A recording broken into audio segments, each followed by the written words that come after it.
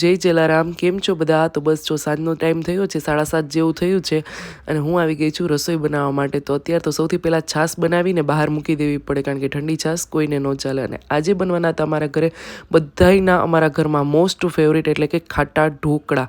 આ હોય એટલે અમારા ઘરે સોનાનો સૂરજ હોય ને એવું લાગે બધાને, એટલા ભાવે બધાને. અને સવારે બપોરે એટલે કે સવારે નાસ્તામાં અને બપોરે ટિફિનમાં પણ જો આપી દીધા હોય ને તો પણ બધાને ચાલે, એટલા ભાવે.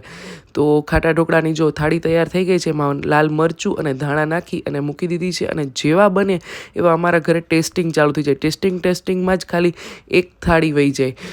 તો તમારા ઘરે પણ આવું હોય, બધાને બહુ ભાવતા હોય ખાટા ઢોકળા, તો મને કમેન્ટ જરૂરથી કરજો. અને ખાટા ઢોકળા એકદમ મસ્ત બન્યા હતા, આથો એકદમ સરસ આવ્યો હતો, એટલે એકદમ પોચા રૂ જેવા થયા હતા અને જાળી પણ એકદમ સરસ પડી હતી. અને અહીંયા મેં ચટણી પણ તૈયાર કરી લીધી. અને જો મને સિંગ તેલ અને લસણની ચટણી સાથે ભાવે તો મેં એવી રીતે ખાધા ખાટા